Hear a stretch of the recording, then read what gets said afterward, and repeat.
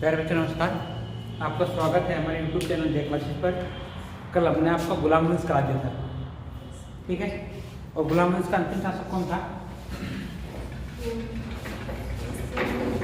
ठीक है, अंतिम जो गुलाम है वो है शमसुद्दीन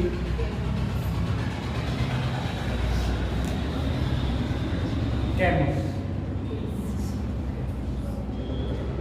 और इसके पश्चात गद्दी पर बैठेगा जलालुद्दीन फिरोज खिलजी। जलालुद्दीन फिरोज खिलजी। और इसी से ये स्थापना करेगा दिल्ली की गद्दी पर खिलजी वंश, ठीक है। जलालुद्दीन फिरोज खिलजी जो था ये इन्हीं के गुलाम वंश के अधीन ही एक सूबे का सूबेदार था। इसके अंदर ये व्यक्ति जो है दिल्ली की गद्दी पर बैठते ही दक्षिण अभियान चलाएगा। यानी कि अब तक संकलन काल में कोई व्यक्ति ऐसा नहीं हुआ जिसने दक्षिण की ओर गमन किया हो और दक्षिण की ओर विजय का अभियान चलाया। जलालुद्दीन फिरोज खिलजी ऐसा व्यक्ति है जो सत्ता में आने के साथ ही ये अभियान चला देगा। और ये गद्दी पर बैठा 1290 से। इसका एक भतीजा था और दामाद भी था।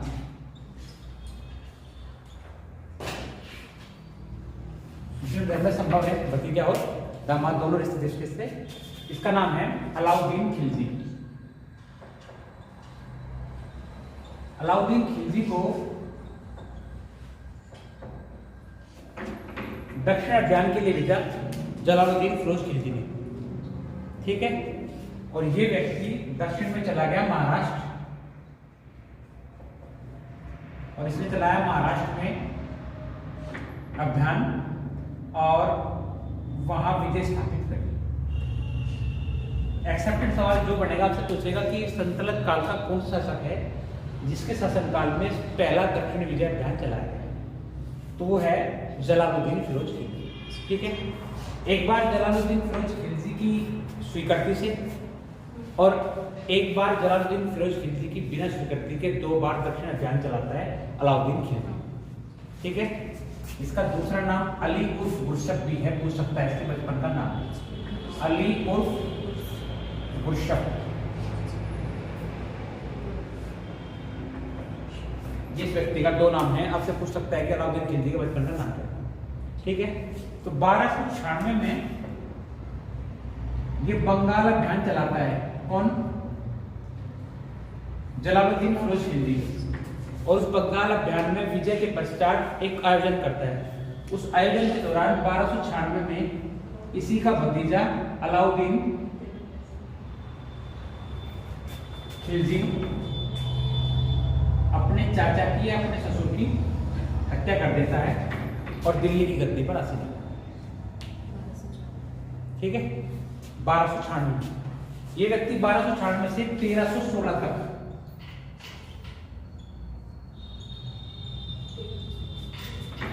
दिल्ली की गद्दी पर, ठीक। इसने संतलत काल में सबसे बड़ी सेना इसके पास थी। संतलत काल की सबसे बड़ी सेना,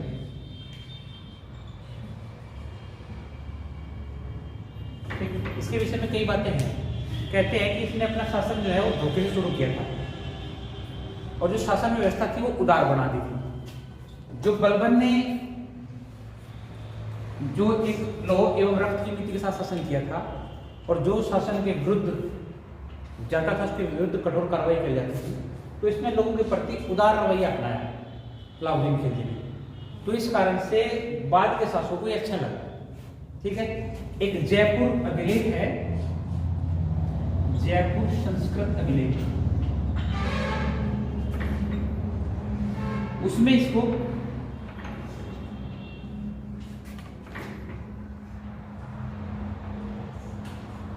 श्रेष्ठतम शासक का श्रेष्ठतम शासक का, और गॉड का दूत, मतलब भगवान का दूत की संज्ञा दी गई जयपुर अभिलेख में, संस्कृत का अभिलेख है इसे। कारण फैक्ट उसके पीछे यही आया कि इसकी शासन व्यवस्था जो थी अच्छी थी, ठीक है। 1298 में इसने अपना पहला करोड़ 1298 में ये बेटा 1298 में गद्दी पर, और 1298 में ये पहला आक्रमण करता है गद्दी पर बैठने के बाद। उससे पहले तो ये ध्यान में रहा ही है, लेकिन 1298 में पहला आक्रमण करेगा रणथंबोर पे। रणथंबोर, ध्यान रखना, एक्सेप्टेड सवाल है, पूछ सकता है कि इसने पहला हमला कहां किया, ठीक है। और जब इसने रणथंबोर पर आक्रमण किया तो वहां शासन कर रहा था हमीर देव। इसके ठीक एक साल बाद 1299 में ये करता है मालवा पर, मालवा पर आक्रमण करता है। इससे जो है मालवा आक्रमण को गुजरात अभियान भी आप कह सकते हो, मालवा और गुजरात, इससे मालवा ने क्या किया, गुजराती को 1299 में ये गुजरात अभियान को प्रारंभ करेगा और वहां भी विजय स्थापित करेगा। 1303 में इतिहास का बहुत फेमस चित्तौड़, 1303 में चित्तौड़ अभियान शुरू करेगा। इसके विषय में हाल फिलहाल में एक पिछले दिनों फिल्म आई थी, वो इसके 1303 के अभियान के बारे में, ठीक है। अलाउद्दीन खिलजी जो है 1303 में चित्तौड़ के जो राजा थे वो थे राणा रतन सिंह, और उनकी पत्नी जो इतिहास में बहुत फेमस है पद्मावती।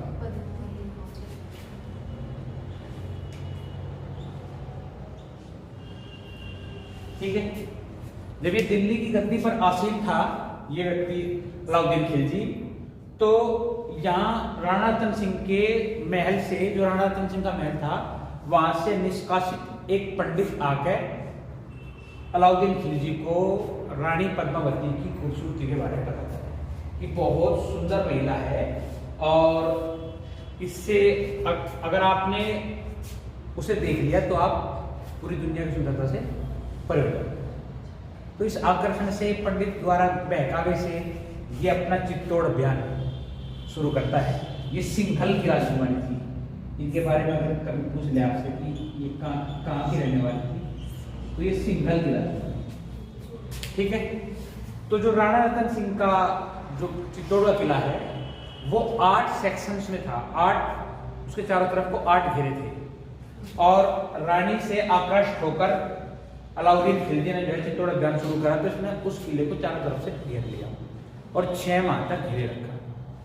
जब 6 माह तक इसने किले को घेरे रखा तो इससे कोई विशेष बेनिफिट उसमें हुआ नहीं, वो लोग अंदर ये घुस नहीं पाए, तोड़ नहीं पाए थे, और बाहर भी नहीं। तो 6 माह पश्चात इसने प्रस्ताव भेजा राणा रतन सिंह को कि आप ऐसा करो, बस मैं एक बार रानी को देखना चाहता हूं, मैं रानी को देख लूंगा, मैं वापस दिल्ली लौट जाऊंगा।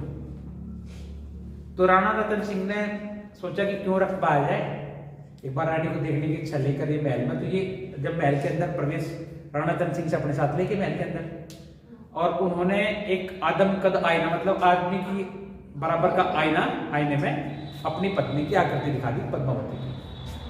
पद्मावती की आकृति देखकर जो उसने पहली शर्त रखी थी उससे परे हो गया, और ये बोला कि ठीक है जी, हमारी आपका समझौता हो गया, अब मैं दिल्ली लौट जाऊंगा, बस मैं सहमत हो गया अपनी बात से, अब मुझे द्वार तक तो छोड़ के जाओ।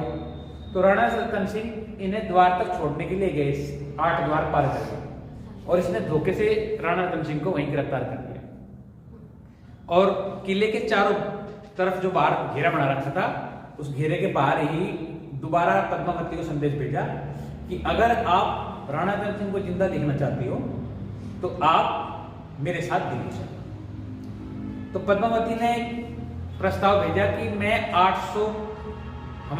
अकेली नहीं आऊंगी, पालकी में 800 पालकी आएंगे अंदर से, महल से, और अगर उन 800 पालकी में से आपने मेरी पालकी पहचान ली तो मैं आपके साथ चलेगा।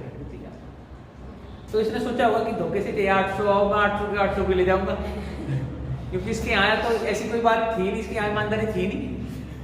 इसे तो अपनी बात से मुकरना था कहीं ना कहीं, तो इसने कहा ठीक है आने दो 800।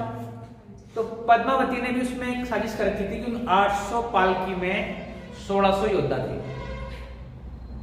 मतलब 800 पालकी में दो तो अंदर बैठे 1600 और 2 हर पालकी को ले जाने वाले, यानी कि एक पालकी के साथ 4 पुरुष हो गए और वे भी हथियार बंद, जो बाहर पालकी ले रहे थे उनके हथियार अंदर छिपा रखे थे। तो उन्हें अचानक पहुंचते ही वहां हमला कर दिया और वहां की लड़ाई में बहुत फेमस नाम है बादल, जो चित्तौड़ का सेनापति भी था उस दौरान का। एक नाम है गोरा, ये दोनों चाचा भतीजा है, गोरा और बादल। ये 2 व्यक्ति जो है अदम्य साहस और बहादुरी का परिचय देते हुए शहीद होते हैं और इनके साथ साथ राणा रतन सिंह भी शहीद होते हैं। जब राणा रतन सिंह शहीद हो गए तो फिर उसका तो महल के अंदर घुसना जायज था।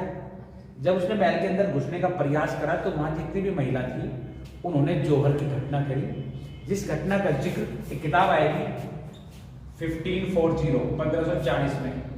किताब का नाम है पद्मावत। इस किताब को लिखने वाले हैं आउट ऑफ कैमरा सुनिए मलिक मोहम्मद जायसी।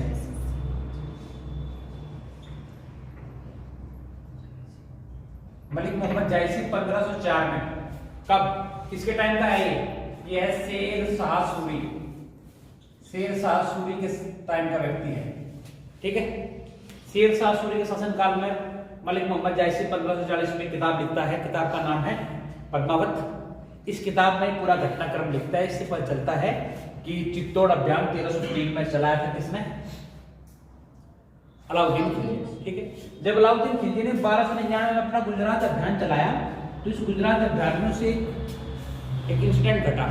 वहां उसने गुजरात अभियान के दौरान एक गुलाम देखा और उसने इस गुलाम में पाया कि ये गुलाम अन्य गुलामों की तुलना में विशेष है, ठीक है। और इस गुलाम का नाम था मलिक काफूर। इसने गुजरात अभियान के दौरान मलिक काफूर को 1000 दिनार में खरीदा। इस कारण से इस व्यक्ति को 1000 दिनारी भी कहते हैं। इसके विशेष युद्ध कौशल, साहस और बहादुरी से प्रभावित होकर से 1000 दिनार में खरीद लिया और इसे अपना सेनापति बना दिया, ठीक है। अब चित्तौड़ अभियान में भी इसके साथ रहेगा, इसको 1299 में खरीदा इसको। चित्तौड़ अभियान में भी इसके साथ रहेगा। ये एक हिजड़ा है, ये ध्यान रखना। जो मलिक काफूर है ये हिजड़ा प्रजाति का है और ना स्त्री ना पुरुष। और ये अब इसके सारे अभियान, इस अभियान के बाद 1299 अभियान के बाद सारे अभियान यही संभालेगा। केवल 1303 के अभियान में खुद रानी से प्रभावित होकर खुद जाएगा अलाउद्दीन खिलजी, उसके बाद के सारे अभियान यही चलेगा। और 1306 में इसे भेज दिया दक्षिण विजय के लिए।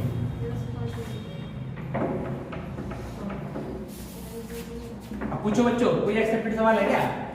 सर 1305 में भी तो कराया आपने। 1305 में कहाँ अलीबेग, कहाँ करते हैं? अलीबेग हाँ करा होगा, लेकिन उसमें भी यही रहेगा, बस अलाउद्दीन खिलजी नहीं रहेगा। खिलजी बस चल रहा जब हम पढ़ रहे हैं। एक तो उसमें है 1305 में।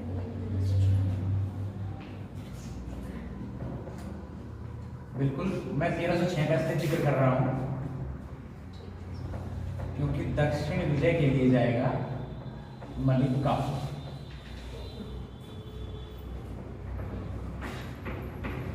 और भी कई कारण है इसके, और भी कई कारण बढ़ेंगे बात के। जब ये 1306 में दक्षिण विजय के लिए जाएगा तो ये सबसे पहले जाएगा तेलंगाना या वारंगल, ठीक है। वहां से इतिहास में से विशेष चीज मिलेगी, ये जाएगा पहले तेलंगाना, और तेलंगाना उस समय वारंगल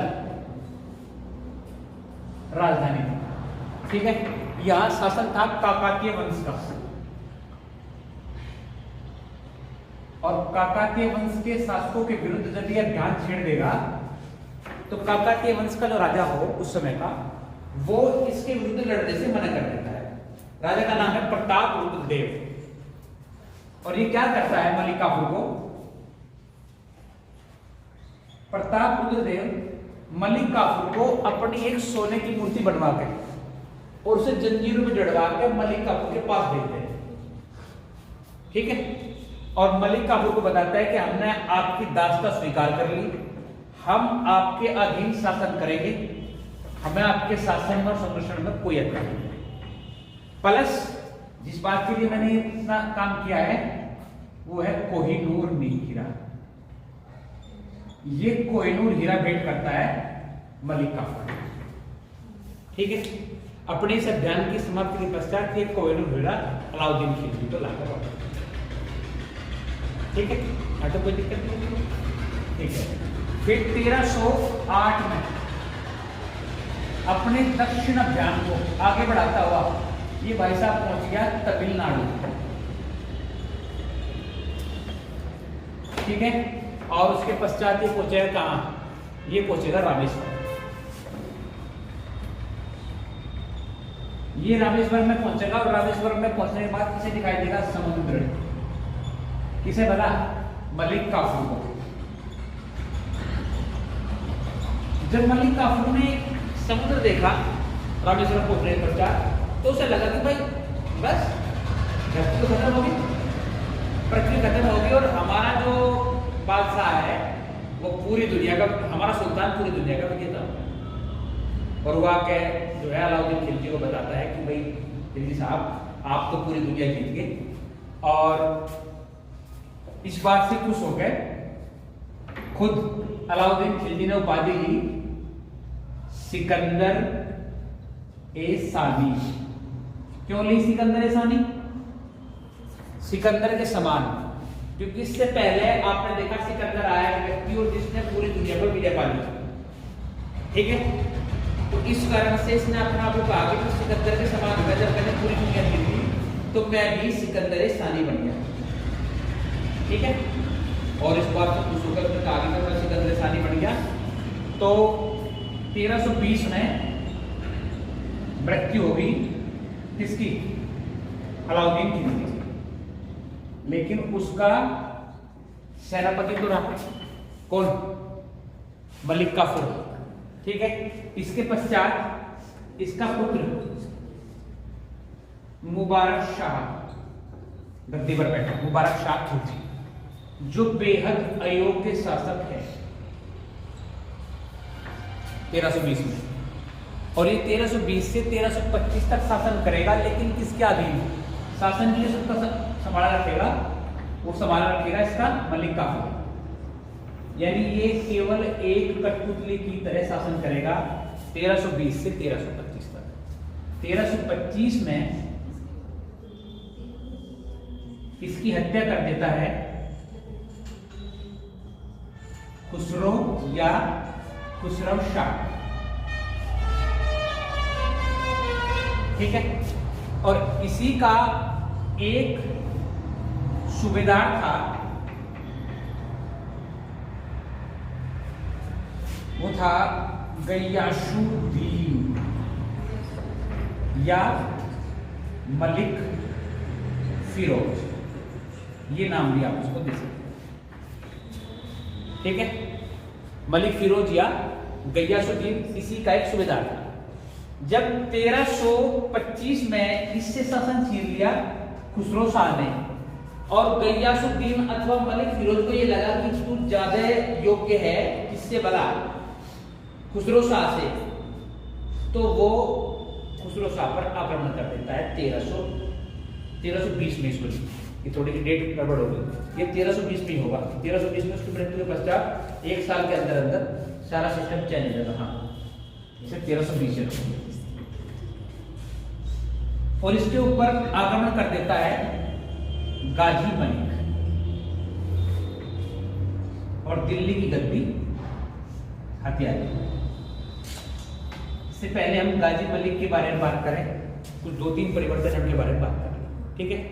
एक परिवर्तन तो ये कि अलाउद्दीन खिलजी को यहां से आउट ऑफ कैमरा नहीं है, नहीं। अलाउद्दीन खिलजी को 3 बातों के लिए इतिहास में जाना है, ठीक है। एक तो अलाउद्दीन खिलजी को स्थायी सेना के लिए जाना था, छोटा बड़ा लिखो, छोटा है, हाँ, चलो इसे मिटा देता हूं।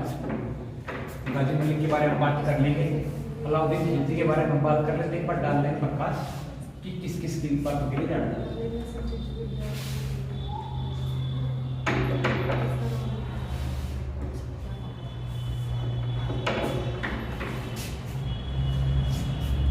एक तो डाला जाता है ऐसे स्थायी सेना के लिए, ठीक है, स्थायी सेना मतलब ऐसी सेना जो तनख्वाह पे रखी गई थी। दूसरी बात है सैनिक के होलिये के लिए, सैनिक का होलिया, और अलग अलग प्रांत के घोड़ों को दागने के लिए। ये मैंने आपको पहले बता दिया घोड़ा किस लिए दागा जाता है। घोड़ा दागना है घोड़े की पे विशेष निशान लगा देना। तो जो इसके घोड़े थे वे अलग अलग प्रांत से देख के पता चला था कि ये किस प्रांत का घोड़ा है इसके शासन में, ठीक है। दूसरी बात, इसने हिंदू शासकों को पूर्ववर्ती शासन की कमान दी, और क्या करें, उन्हें पूर्ववर्ती शासन की कमान तो दी पर उनसे कर लिया। ये भी आपसे एक्सेप्टेड सवाल बनता है। उसके अलावा अब तक गुलाम वंश में इससे पहले किसी ने दक्षिण विजय का सबसे बड़ा अभियान चलाया, सबसे बड़ा कह लो या पूर्णतः दक्षिण विजय प्राप्त करी इसने। दक्षिण में इसका कोई विरोधी नहीं रहा, ठीक है।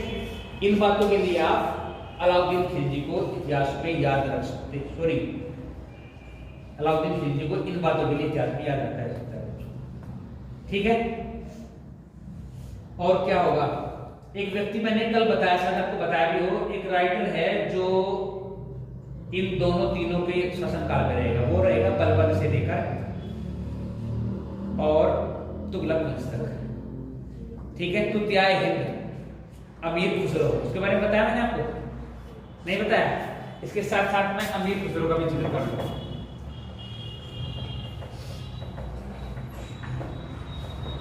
अमीर खुसरो मैंने आपको बताया था कि ये बलबन के दरबार में था,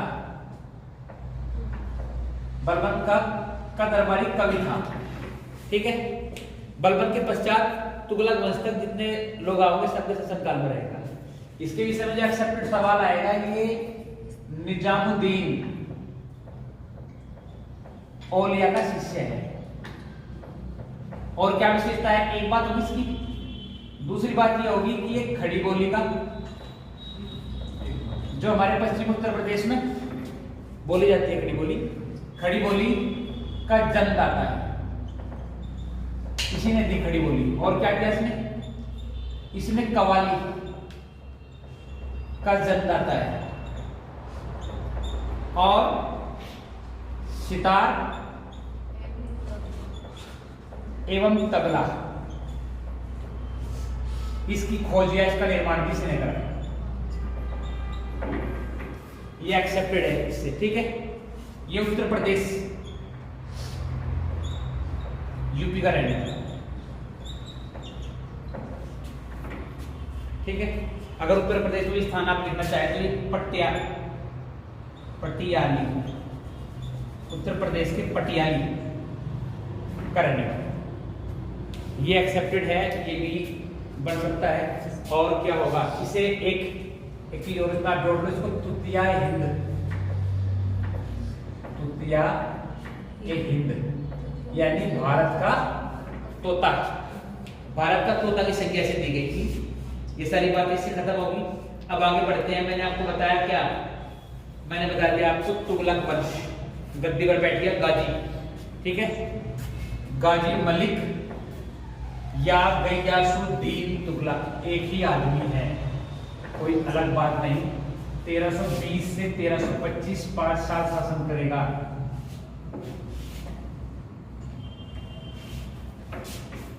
अब हो गया, तुगलक वंश आ गया।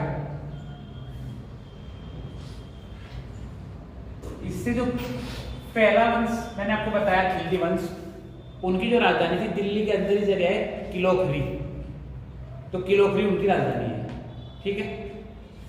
और अब जो तुगलक वंश गद्दी पर बैठा, इसकी स्थापना करी गाजी मलिक बीसी का नाम है, और गयासुद्दीन तुगलक। ये एक ही आदमी है, 1320 में गद्दी पर बैठे। ठीक है बच्चों, 1320 से 1325 तक शासन। दिल्ली में एक घटना घटी। ये जो खुसरो शाह है, इसने निजामुद्दीन औलिया को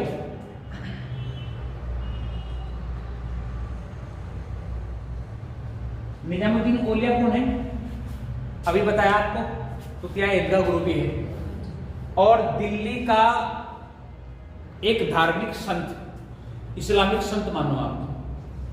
दिल्ली का उस समय का एक इस्लामिक संत है जिसके प्रभाव में दिल्ली की आम जनता थी। इसने 5 लाख टके उधार लिए थे खुसरो शाह से। किसने? निजामुद्दीन औलिया ने। खुसरो शाह को हत्या करके गाजी मलिक दिल्ली गद्दी में बैठ गया, और दिल्ली गद्दी में बैठते ही इसने निजामुद्दीन औलिया से कहा कि मुझे 5 लाख टके जो आपने उससे उधार लिए थे प्रजा में, अब मैं सुल्तान हूं, तो ये 5 लाख टके आप मुझे लौटा।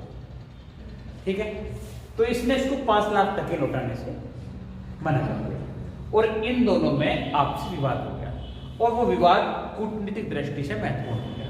निजामुद्दीन औलिया क्योंकि दिल्ली में प्रभाव रखता था, तो दिल्ली की जनता को गयासुद्दीन तुगलक के विरुद्ध भड़काना शुरू कर दिया।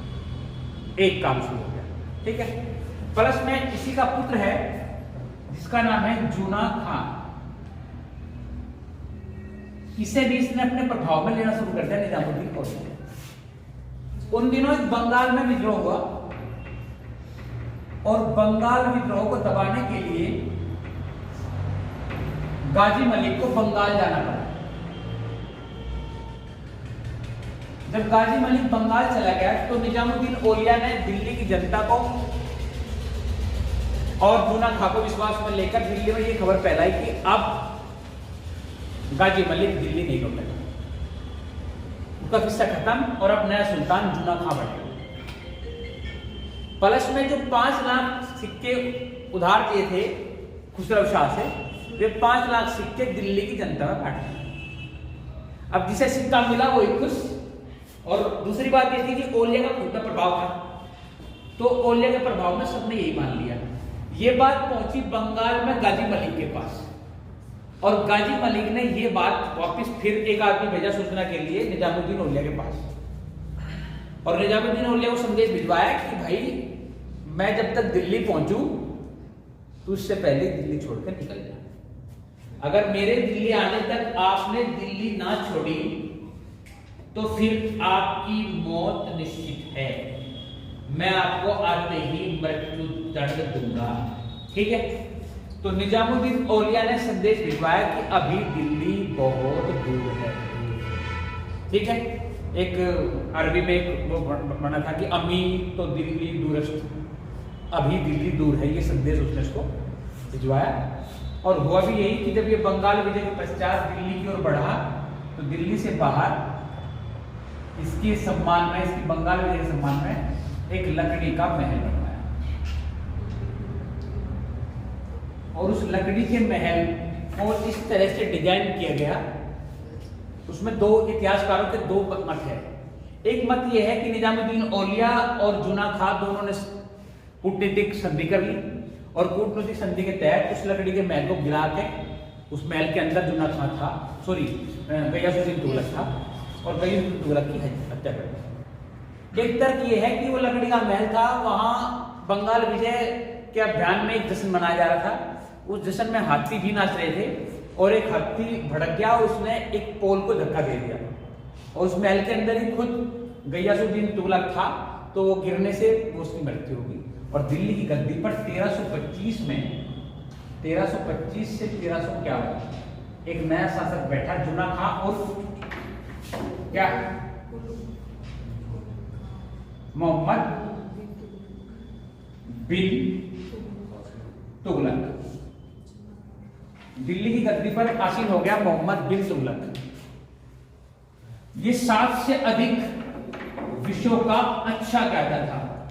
जिनमें आपका भूगोल, जिनमें आपका चिकित्सा शास्त्र, जिनमें आपका ज्योतिष शास्त्र, ऐसे विषय विद्यमान थे। ये व्यक्ति 7 से अधिक विषय जानता था, ठीक है। और दिल्ली की गद्दी पर बैठने के साथ ही इसने जो है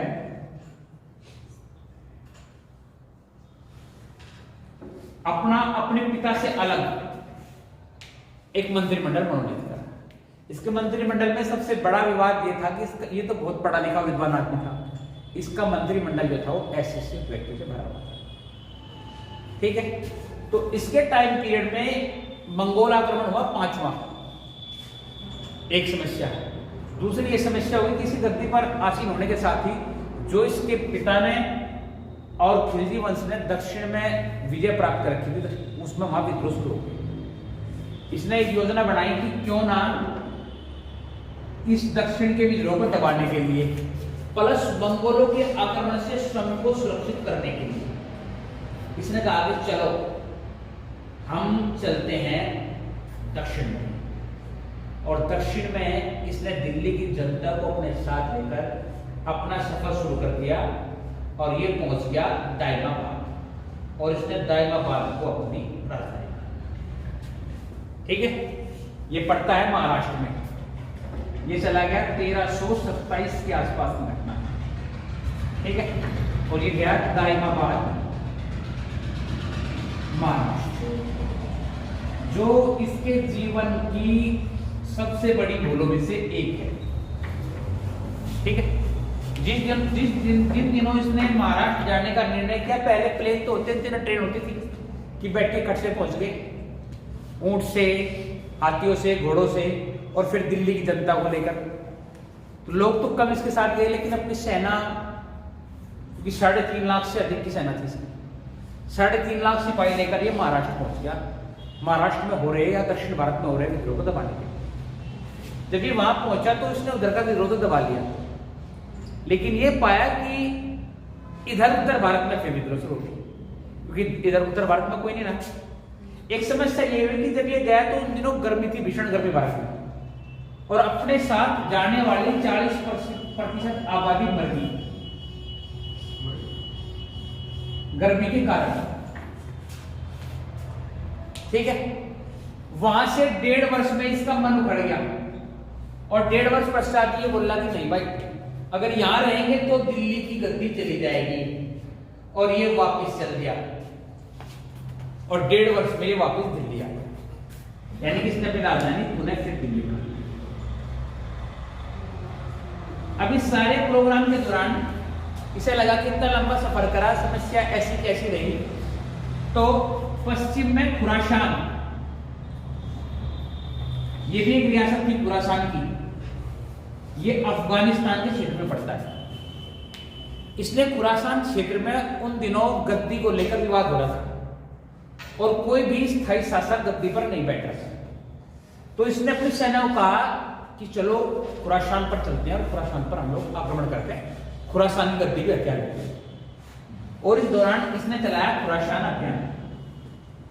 इस खुरासान अभियान में जो इसके 3 लाख से अधिक सिपाही थे, उन्होंने लड़ने से इनकार कर दिया। उन्होंने कहा कि खुरासान जाना, वहां लड़ना और वहां से लड़के आने में पूरा 1 साल लगेगा, ये बड़ा काफी लंबा अभियान है। तो इसने उन्हें अपने साथ सहमत करने के लिए 1 साल का अग्रिम वेतन दे दिया, ठीक है बच्चों। ये इसकी दूसरी भूल है। 1 साल का अग्रिम वेतन दे दिया और कहा कि भाई 1 साल तुम्हें कोई दिक्कत नहीं, अब लड़ो मेरी तरफ से। और ये लोग खुरासान की ओर पहुंचे। जब ये खुरासान पहुंचे तो इन्हें पता चला कि खुरासान की गद्दी पर किसी स्थायी शासक का शासन हो गया, और ये वहां से बैरन में खाली हाथ लौटे। सेना गई भी आई भी, टाइम लगभग इतना ही लगा जितना लगना था, और 1 साल का फ्री फंड वेतन हो गया। इसने सोचा था कि जितना कोष मैंने लुटाया है सेना पे, इतना कोष में खुरासान से ले लूंगा, ठीक है। ये इसका दूसरा फेल होने का कारण। जब ये दिल्ली लौटा तो इसके कोष पूरी तरह से खत्म हो चुके थे। तो इसने दिल्ली में पहुंचते ही इसने क्या करा कि जो इसके पास पहली मुद्रा थी उसके कोष खत्म हो गए थे, जो चांदी के सिक्के चलते थे, टका। तो इसने कहा कि जो पुरानी मुद्रा है चांदी की, उसे तो कर दो टका साल में जमा, और हम चलाएंगे नई मुद्रा, सांकेतिक मुद्रा। ये मुद्रा कुछ इतिहासकार इसको कांसे की मुद्रा मानते हैं और कुछ इतिहासकार इसे चमड़े की मुद्रा मानते हैं। ठीक है, पर ज्यादातर इतिहासकारों का समर्थन है कि ये मुद्रा कांसे की। इसने कांसे की सांकेतिक मुद्रा चलाई और कहा कि उसका मूल्य इतना ही होगा जितना है टके का, और जिसके पास जितने चांदी के सिक्के हैं वो सब हमारे कोषागार में जमा कर दो और हम उसके बदले में ये कांसे का देंगे। तो हुआ ये कि उन दिनों भारत में बड़ी मात्रा में कांसे के बर्तन प्रयोग करे जाते थे घरों में, तो सबके घरों में कांसे के बर्तन थे। जब लोगों को पता चला कि नया सिक्का कांसे का आ रहा और ऐसा आ रहा, तो उन्होंने अपने घर में बासन तोड़ दिए सारे और अपने घर में सिक्के बनाने शुरू कर दिए। हुआ ये कि हर घर में एक नोटों की प्रिंटिंग प्रेस शुरू हो गई और जो विमुद्रीकरण किया गया, जो अभी हाल फिलहाल मुद्रा बदली है भारत की, ये भी तो विमुद्रीकरण ही था, मुद्रा बदली गई थी। तो जो विमुद्रीकरण था वो राजा के ऊपर, सुल्तान के ऊपर भारी पड़ गया और मुद्रा ने अपनी कीमत खो दी। पैसा ऐसी स्थिति में अपनी, जब हर आदमी नोट छापेगा तो पैसे का कोई मोल नहीं है। आप मेरे पास 1 किलो आलू लेने आओ और मुझे 100 का नोट दिखाओ, मैं कहूँगी 500 का मगर छाप दूंगा, तू क्या ले रहा, तो वैल्यू गिर जाएगी, पैसे की कीमत गिरेगी। तो पैसे की कीमत गिरी और जिस शासन व्यवस्था का इसने सपना देखा वो पूरी तरह से अस्त व्यस्त। और इस अस्त व्यस्त शासन को चलते चलते 1351 में मृत्यु हो गई। किसकी बना? जूना खां और मोहम्मद बिन। इसके बारे में एक इतिहासकार ने लिखा कि ये व्यक्ति पूरे जीवन डामाडोल होता रहा और जनता से पूरी तरह दुखी रहा और इसकी जनता इससे दुखी रही। तो उसने इतिहासकार ने लिखा कि अंत में जनता को एक बादशाह से मुक्ति मिली और बादशाह को जनता से। इतिहासकार कहता है कि केवल यूं ही नहीं बचा, बच जनता भी गई। इसकी मृत्यु के पश्चात फिरोज शाह तुगलक गद्दी पर बैठे 1351 से 1380। फिरोज शाह तुगलक, आपको बता दूं कि इसके टाइम पीरियड में मृत्यु का कारण था ठट्टा एक जगह ठट्टा अभियान चला रहा था। ठट्टा में इसके विरुद्ध विद्रोह हो गया था और उस अभियान में पहुंचने से पूर्व ये बीमार हो गया था और ठट्टा पहुंचते पहुंचते जूना खां और मोहम्मद बिन तुगलक की मृत्यु हो गई। तो इसने पहले ही अपने चचेरे भाई फिरोज शाह तुगलक को अपनी गद्दी का उत्तराधिकारी घोषित करा। इसकी तो कब्र बना दी ठट्टा में मोहम्मद बिन तुगलक की, तो और फिरोज शाह तुगलक का राज। ठीक है, कोई कंफ्यूजन नहीं।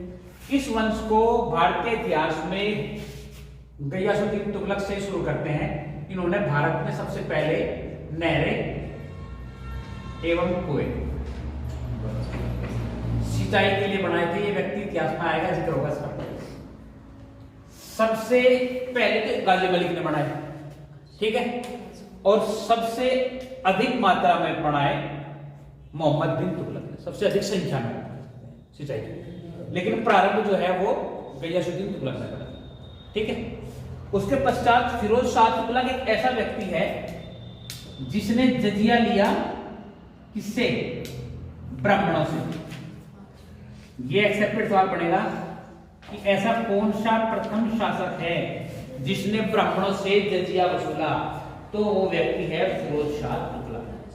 फिरोज शाह तुगलक ने 4 कर लगाए, स्पेशल कर, खराज, खुम्स, जकात और जजिया। इसे 4 करों के लिए भी जाना जाता है। खराज, खुम्स, जकात और जजिया। जकात और जजिया दोनों धार्मिक कर है। जकात वो कर है जो मुसलमानों से धर्म के रूप में दिया जाता है, धार्मिक कर।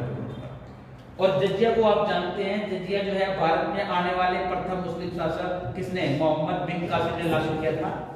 उसने विधवाओं और अपाहिजों और ब्राह्मणों को छोड़ दिया था। और ये व्यक्ति, हाँ थोड़ा सही कह रहा है, और ये व्यक्ति आते आते इसने सब पे लगाना शुरू कर दिया, ठीक है। इसने भारत में 5 बड़ी नहरों का निर्माण कराया। जब इसने नहरों का निर्माण किया तो कोष का अधिक खर्च हो गया और इसने लागू किया सिंचाई कर। ठीक है, इसने सिंचाई कर शुरू कर दिया और सिंचाई कर के तौर पर उपज का 1/10 भाग सिंचाई कर के रूप में लेना शुरू कर दिया। सर कैमरा हाँ, इससे पहले अगर हम बात करें, हम क्या पूछ रहे हैं? सर दिखाई नहीं दे रहा था कैमरा। अच्छा, आउट ऑफ कैमरा हो गया क्या? हाँ जी। चलो यहाँ लिख देता हूँ। इसने सिंचाई कर लगाया और सिंचाई कर में 1/10 भाग उपज का 1/10 भाग कर के रूप में जनता से वसूल किया। ठीक है, उसके अलावा इसने क्या करा? इसने अशोक के 2 स्तंभ है, एक मेरठ का, एक टोपरा का स्तंभ। दिल्ली में स्तंभ। हाँ, वेरी गुड। ठीक है, इसने अशोक के 2 स्तंभ, एक टोपरा का और एक मेरठ का स्तंभ जो थे ये प्रतिस्थापित करके दिल्ली ले आया।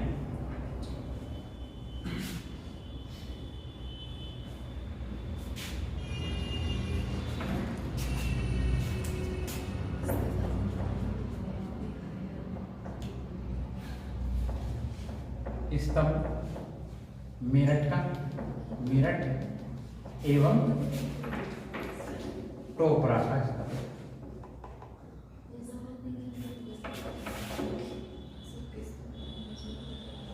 दिल्ली प्रतिस्थापित कराया। एक्सेप्टेड सवाल है, आपसे पूछ सकता है कि कौन सा शासक है जो टोपरा के स्तंभ को वहां लेकर आया। 1351 से 1388 तक इसने दिल्ली पर शासन किया। इसने एक बहुत फेमस किताब लिखी, फतूहात ए फिरोज शाही। फतूहात ए फिरोज शाही लिखी किसने? खुद इसी ने। ये भी एग्जाम में पूछ लेता है सवाल, ये किताब लिखी किसने? कई बार हमें ये विश्वास नहीं होता कि इसने खुद ही लिखी होगी। 1380 तक रहा और इस वंश का अंतिम शासक नसीरुद्दीन महमूद रहा। 1380 तक इसका शासक रहा।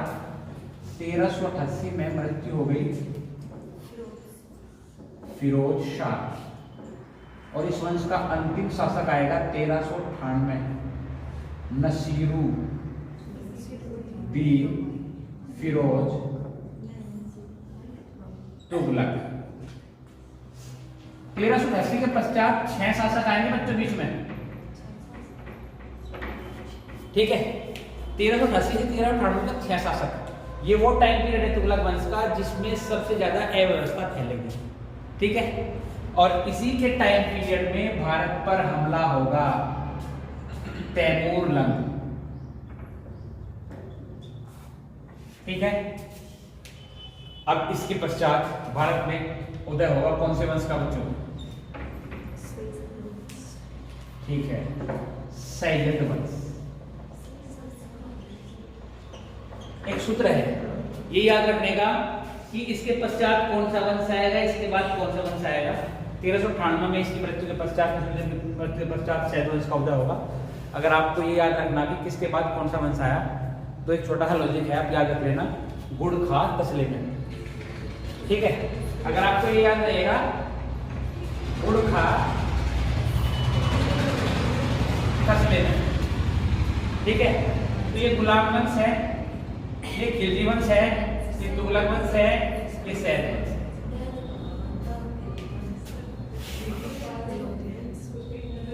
ठीक है, याद रहेगा? तो ये याद रहेगा तो मेरे हिसाब से तुम्हारी सीखना नहीं बिगड़ेगी। मैं उम्मीद करके चलता हूँ कि यहाँ तक का लेक्चर आपको ठीक से समझ में आया होगा। ठीक है, कोई डाउट नहीं रहा होगा। फिर भी कोई डाउट है तो पूछ लूँगा। आपने वीडियो यहाँ तक ध्यान से देखी, उसके लिए बहुत बहुत धन्यवाद। Thank you.